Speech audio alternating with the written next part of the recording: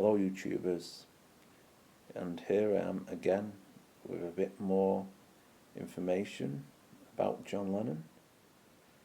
Now, I'm going to talk to you about the events leading up to that fateful, tragic night of December the 8th, 1980. I'm not going to go into great details about what happened and that jerk of a loser who'd taken his life senselessly and just a waste of space. I'm going to talk about November 1980 and how John Lennon was feeling in that particular time. During 1980, John was back in the music business after a 5 year hiatus. He'd had a break and he wanted away from the music industry in 1975, and that's why I took this 5 year break to raise Sean.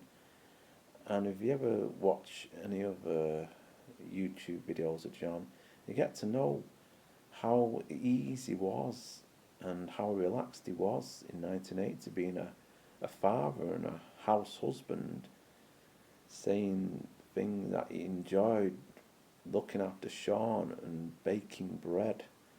You know, he was a house husband, and I'm proud of it.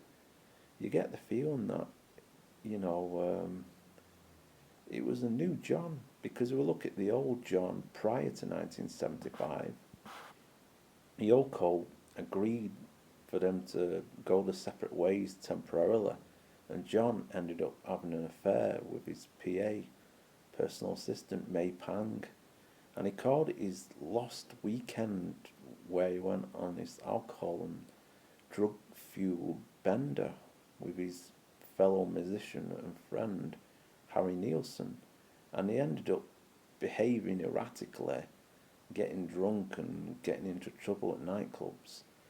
And post his lost weekend, we saw John mature as a person, and we saw a new John, like a face with new features, new identity. Now, John in 1980 sailed to Bermuda, where he started writing new material, and he started getting back into the groove, started writing new songs again. You know, and one of them, such a fine example, was Beautiful Darling Boy, in tribute to his son Sean. And he produced quite a lot of new material in 1980, and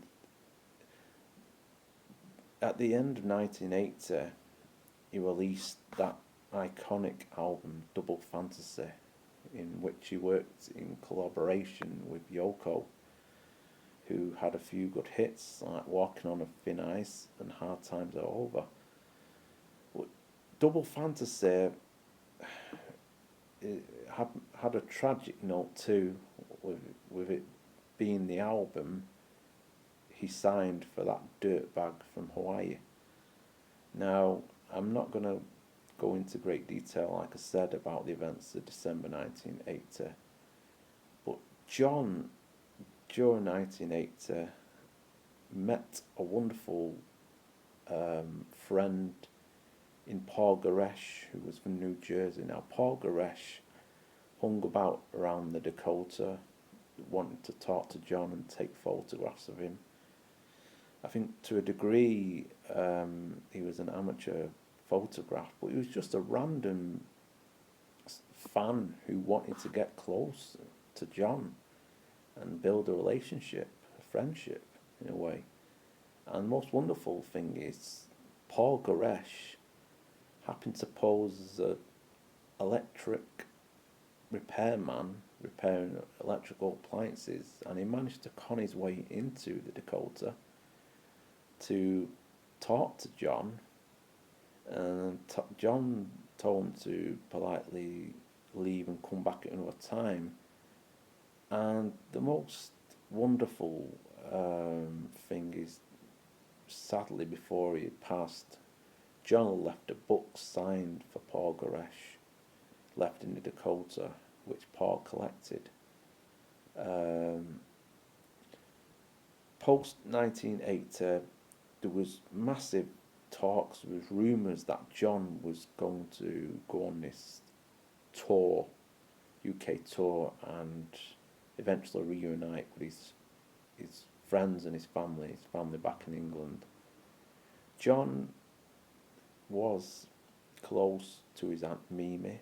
He spoke to her over the phone, and his half sister Julia shortly before he passed. And I get the sense that one day it may have happened. The Beatles reunion.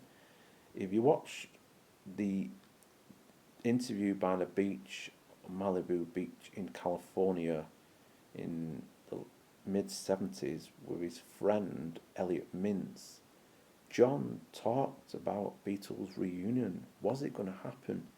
He said it's quite possible. He wasn't going to rule it out. He weren't going to say for sure, for definite, but there was a great possibility that the Beatles were going to reunite. Now, John always asked when the Beatles were going to get back together. And if you've ever seen the film Imagine, made shortly a few years after his death, he is walking through Central Park with that absolute iconic silver fur trench coat, and he passes these guys near the what's like a basketball court fenced off, and this guy, I think he's called Derek Shrubtree, comes to the fence, and is this band member, and he says to John, "Hey, John Lennon, can I have your autograph?" He don't actually give him an autograph, but he shakes his finger through the fence, and he asks, "When are the Beatles going to get back together?" And John enthusiastically answers, "Tomorrow, tomorrow." And this random guy, Derek Shrubtree, says, "Oh, you're full of it. I love your Blue album, your Red album." And John, you could see he was so at ease and relaxed. I mean, the sad thing is, John was friends with David Bowie, and David Bowie saw him in New York, and John didn't feel the need or sense of having someone there as security. And I think he wasn't fully aware of the dangers of New York at night time. And sadly, this, he paid for his kindness in his end by giving that autograph.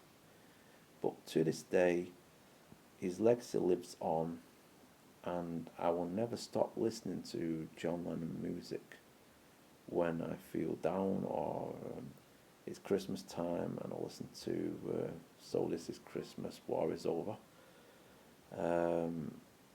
So if you've never listened to John Lennon's music before, or you're not a fan of the Beatles or Lennon's solo work, just play one of his songs, just sample it.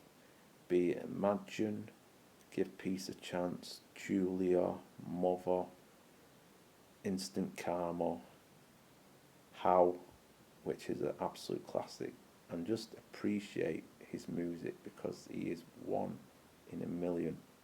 He's up there with the greats like Elvis Presley, Freddie Mercury, Michael Jackson, and so on.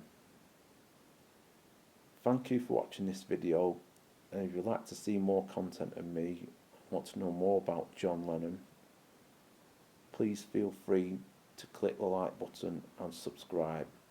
Thank you, take care and peace.